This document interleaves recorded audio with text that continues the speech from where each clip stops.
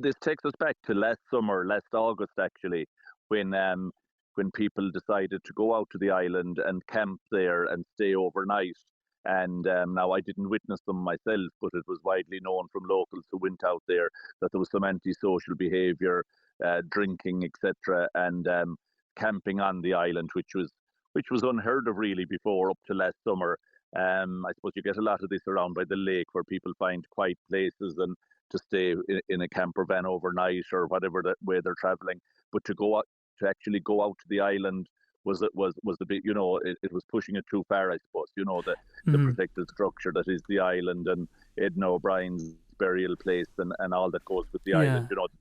This behaviour wasn't acceptable. A monastic site, and of course, people would be outraged. And I was contacted last August by a number of locals who were very critical of that nobody could take action, and what were the county council doing?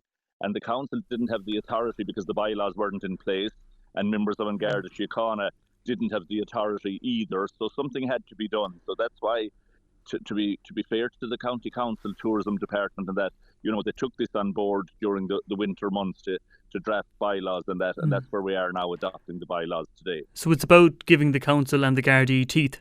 It is, absolutely, yeah, and so hopefully we won't see any of this kind of behaviour now that people know, and signage will be put in place, and it'll be come into effect on the 1st of July, actually, is when everything will be in place and the bylaws will kick in.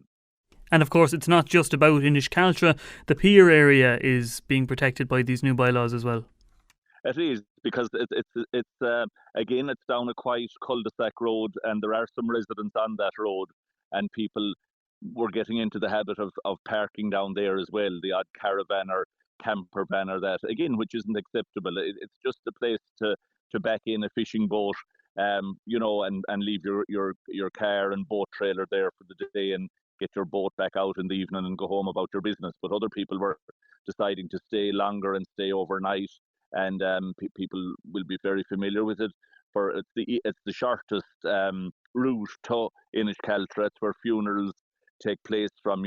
We had the obvious high-profile funeral of Edna O'Brien there, and it's quite a small car park. So it was important that we introduced bylaws there as well to protect that area from overnight camping or any other sort of behaviour or carry-on there. And in the context of the opening of the Inis Cealtra visitor experience last year, how crucial are these bylaws?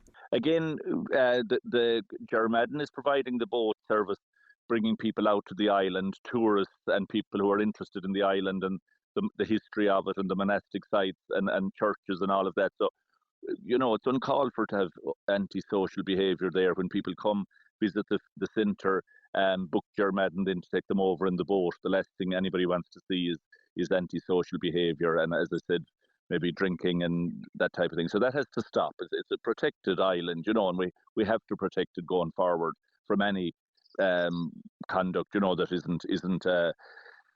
isn't welcome there really. It's very important to protect it as a major tourist attraction.